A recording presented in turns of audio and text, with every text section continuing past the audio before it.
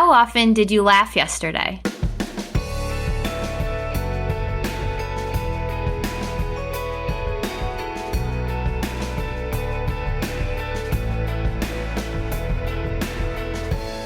Hey listeners, welcome to In the Arena. I'm Jackie Goldberg. And I'm Leah Smart. And we are talking today about laughter. You guessed it. So this episode was inspired by our curiosity about laughter and by two Stanford Graduate School of Business professors. The first is Dr. Jennifer Aaker, and the second is Naomi Bagdonas, who teach a course together called Humor Serious Business at Stanford. They also just recently released a book that's called Humor Seriously: Why Humor is a Secret Weapon in Business and in Life.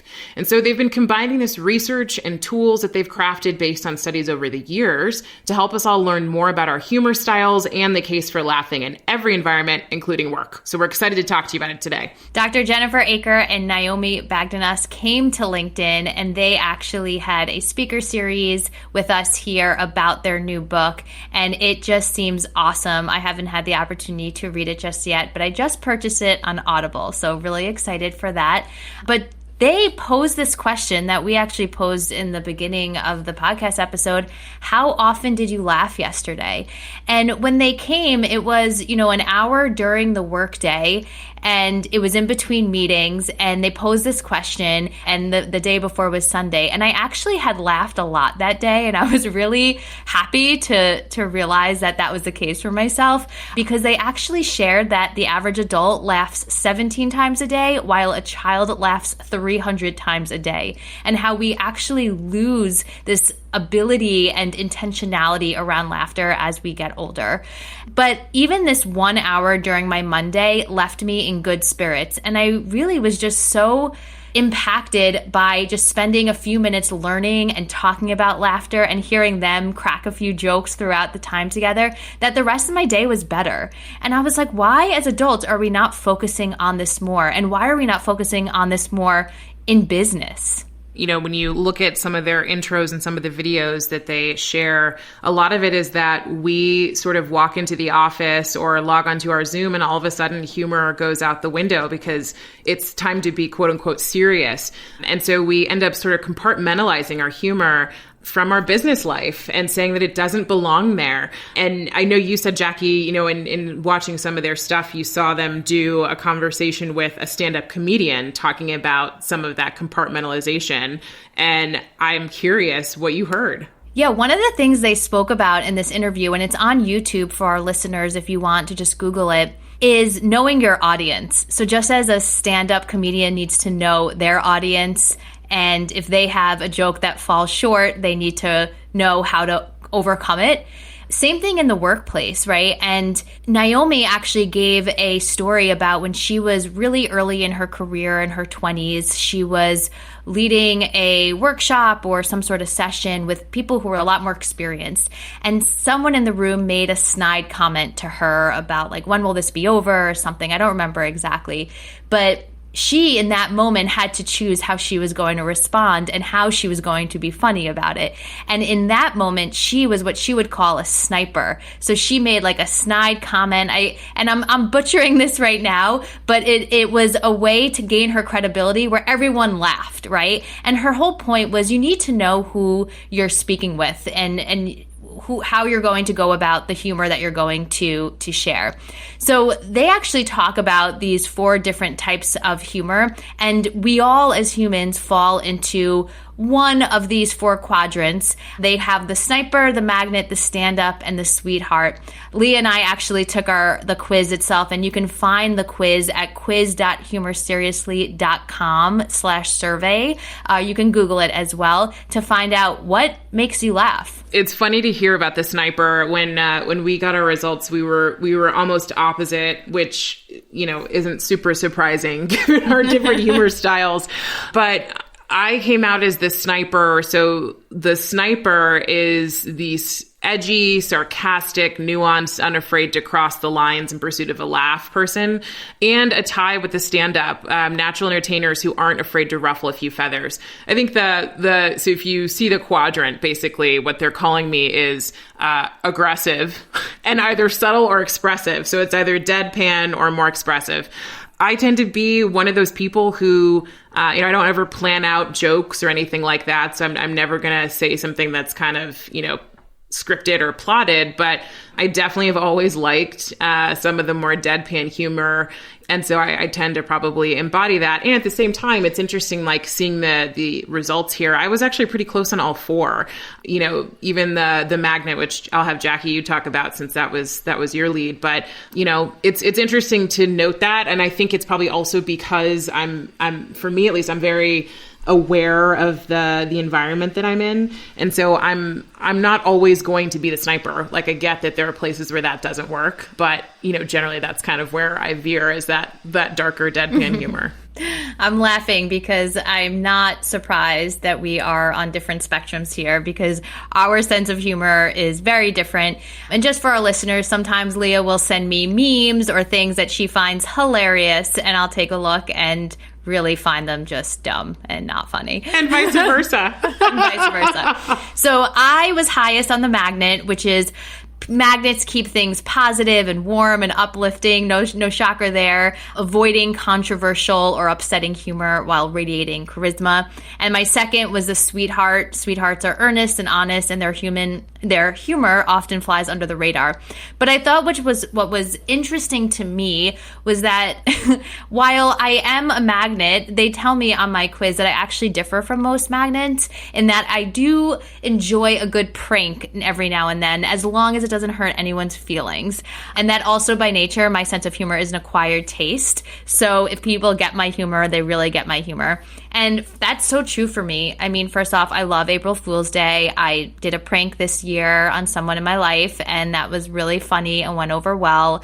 And the people closest to me would probably say I'm funny, but the people who don't know me would be like, she's not really funny. So this really landed well with me. Yeah, and there's like an interesting difference between what you find funny and then how you show up in the world. Like, I don't know what that is, but I don't know. I kind of got the sense too from this quiz. I'm like, I feel like I'm sort of all of it, right? Well, what's really interesting about this is what they say is that when you know your humor style, you're more easily able to incorporate it into your everyday life. If you're unaware of it, then you're not really optimizing or using your strength when it comes to humor. So it actually is really helpful to know what lands with you and then how it will land with other people. So when you're being more intentional about creating moments of laughter in your life and in other people's lives, you can lean on that a little bit. Yeah. So, I mean, let's talk, Jackie, about why we even started here. Like, we found a ton of benefits about laughter. Yeah, I think it's no surprise that laughter is good for our health, both physically and mentally. I think about that older saying, laughter is the best medicine. And I really think that is so true. And we know it. And the science even says it. I mean, physiologically, we've found, and if you look at articles from the Mayo Clinic, or there's this wonderful article from Frida Ganat-Shalpunsky. She's an independent health researcher and management consultant. She talks about how laughter actually enhances your immune system, like longer term. It relaxes your muscles. It actually reduces your blood pressure. And they've actually found that it has a similar effect as exercise on your heart rate and heart rate variability, which is really amazing. And there's just like a bunch of studies that have been done on people who've laughed every day, just having better health, less likely to have heart disease compared to those who almost never laughed. I think with so many people experiencing stress and anxiety, in an even more intense way over the last year and a half, laughter becomes more powerful. But it's really hard to be incredibly stressed and to laugh at the same time. And so, when we can lean into that laughter, it's got a lot of positive benefits in the long term, just like anxiety and stress have a lot of detrimental effects on our bodies and on our minds and our spirits in the long term. Some of the cool stuff we found from the Mayo Clinic that talked about the short and long-term effects of laughter were, short term, it stimulates organs. So really interesting. We wouldn't think about this as something that's stimulating our organs, but it actually does. And it also increases our endorphins that are released by our brains, right? So we get this rush of endorphins to our brains when we laugh.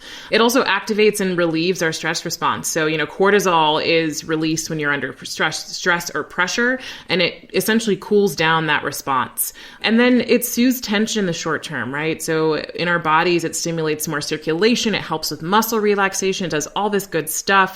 And then, it's in the long term, it's not just a quick kind of thing. It's got a lot of benefits around physiology, making our immune systems better, our muscles relax, reducing our blood pressure, which is also associated with high stress. And ultimately, we know laughter improves our moods, right? So if you're laughing, you're going to be happier. You're going to get more chemicals to your brain, and life will be more fun. And you referenced before how this year has been a hard one and probably not as many laughs as we've had in the past. And we actually know that that's probably true since we were more alone this year than ever, because the data shows us that people are up to 30 times more likely to laugh in a group than when alone. But what's really cool is that when you understand humor, when you're intentional about creating it in your life, you can actually laugh alone. You can find those moments or create those moments to laugh just when you're by yourself. And I will also say, I'm a huge fan of making sure we don't spiritually bypass the things that are happening. So there's just times where laughter is more difficult. I mean, I'll even share right now, I'm finding it harder to laugh as we do this episode about laughter, which is kind of funny and ironic. But one of the quotes that we found that we liked that relates to, when we have challenges is if we can laugh at life, we can laugh at our problems. So it becomes a gym for the soul, right? So it's just coming back to this sense of, recognizing that laughter is a really powerful and old way of shifting some of our experiences in life. And so when we were researching, we were finding that, laughter goes back to 10 to 16 million years ago. It's an evolutionary thing that's come from not just us, but also from, our relatives, the chimpanzees and the other great apes. And so it has great apes. So it traces really far back, and there's a great quote that says something like, laughter is one of the oldest languages that humans have. And it really is. Jackie and I got a really good laugh out of the fact that there is actually a title for someone who studies laughter. So I think Jackie, you said that's your lotto job is getting to go start to study laughter.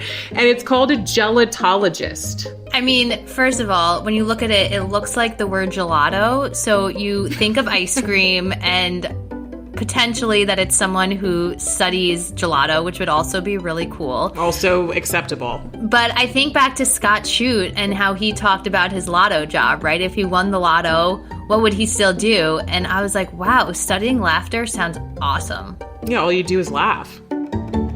So how do we be more intentional about bringing laughter into our lives? Because I'm honestly very into this.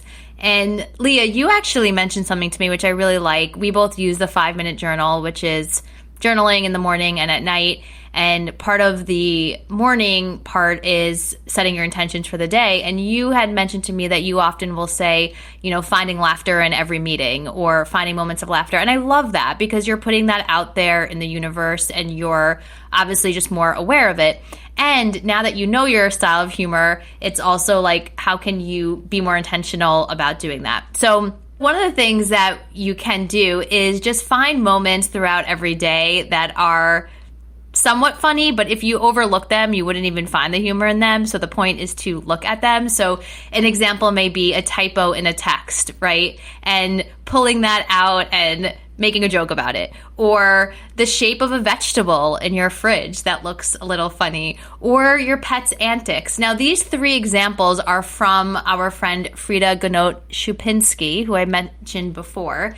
But there are so many other things that come up in day-to-day life that I feel like a song on the radio or just remembering a dream and being able to talk about it and laugh about it. There's so many moments that we can actually find humor in if we were open to it. And I want to just call out how ridiculous the shape of a vegetable in your fridge is, but I am now going to be looking for a reason to laugh at the broccoli in my fridge. Mm-hmm. Exactly. One of the things that I like to do, and this is my sense of humor and going back to where the people in my life, I believe, think I'm funny, but the people who don't know me terribly well probably don't, is that I like to reference things from earlier. And meaning, like, if you make a joke about something in a conversation with someone, being able to reference it a few days later, a week later, and going back, it's almost this, like, inside joke type of thing or trust. And what's funny is that I had thought about this in terms of ways to be more intentional about my humor. And then when I was watching that YouTube video of the two authors of Humor Seriously, they actually call this out, and it's called something. It's called a callback. And I guess in comedy, it's also a callback where you actually reference something that you've already referenced in the past. I love that. I like the building too on the connection and relationship. There's a quote from a guy named John Cleese that said, "Laughter connects you with people. It's almost impossible to maintain any kind of distance or sense of social hierarchy when you're just howling with laughter." And it just reminded me of that like, if you can call back to something, there's that experience of like nostalgia. There's also the feeling that like the brain doesn't know the difference between a present moment and a past moment. So all your brain is doing when you call back is taking you back to being the image maker of that funny moment prior, and you get the laugh again. So, you can kind of engineer laughter, which I loved. One of the other things that we found in the how-tos of this was self-deprecation, which is interesting to me. It's something I've actually steered clear of, but it was something that they shared. And so self-deprecation is kind of making fun of yourself. I will say there's definitely some boundaries there, and we probably all know that line. I think about this episode of The Office where Michael's doing that and he totally goes off the rails. And then you can also see his regret in the moment. But it is funny oftentimes to just say like, God, I'm just being silly, or I'm just being ridiculous. And just to know and to share that life is just funny, and sometimes we're all just silly, and that's okay. Yeah. And Jennifer and Naomi actually called this out when you're in the workplace. As you get more senior, right, your ability to find humor and make light of things actually becomes more important, because now you're impacting a wider breadth of people. And a great way to do that is self-deprecation. And of course, with boundaries and with appropriate levels within the workplace, but it actually can really help lighten the mood when someone senior and executive can kind of make fun of themselves. Yeah, there's a cool thing that Google used to do called Whoops the Monkey. And they would pass a stuffed monkey around all hands meetings, and people would hold the monkey and talk about the biggest mistake that they made in the last week. And so it became this funny kind of comical competition around mistake making, but also creating psychological safety on a team.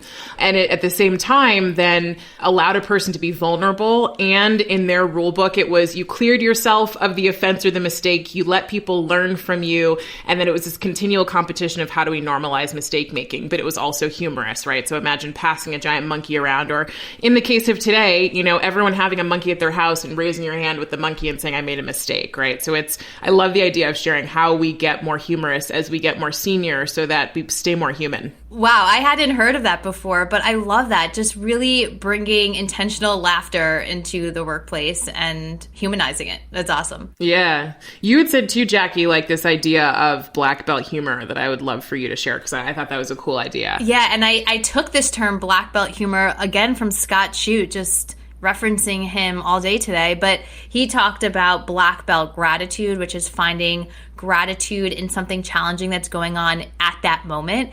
And I thought, why not black belt humor, right? Finding humor in something that's challenging at that moment. And I have a really good example of this. To our listeners who've listened to this before, a lot of you know that my father passed away from cancer in 2019.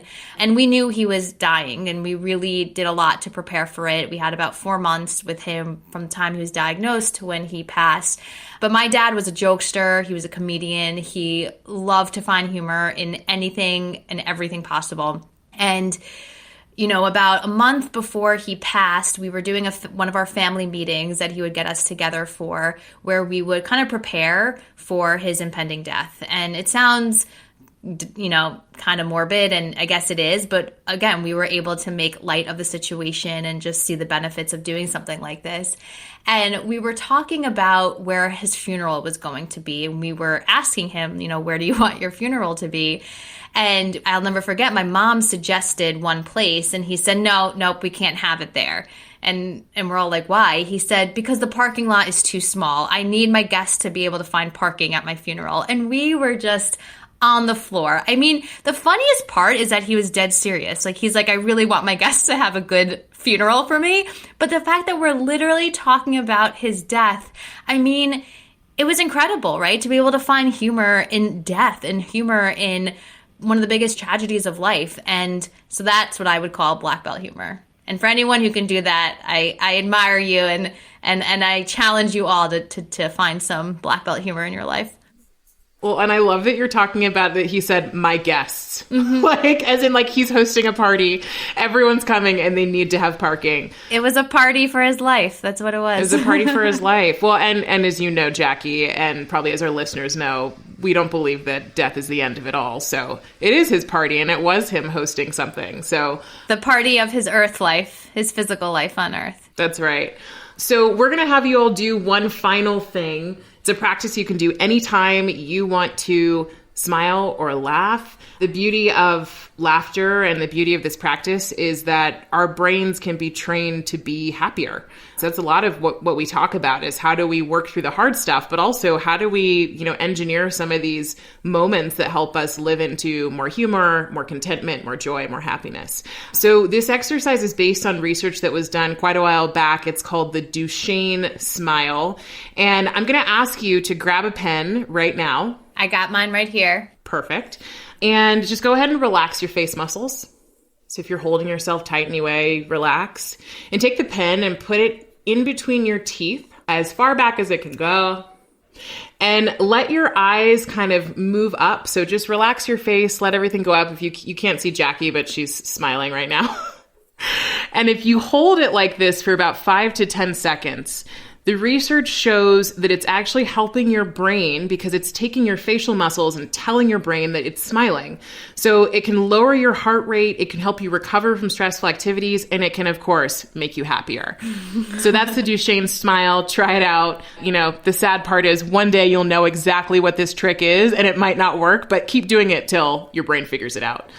Well, it also felt kind of fun, like a kid, doing a little exercise. So that made me chuckle. So definitely made me laugh.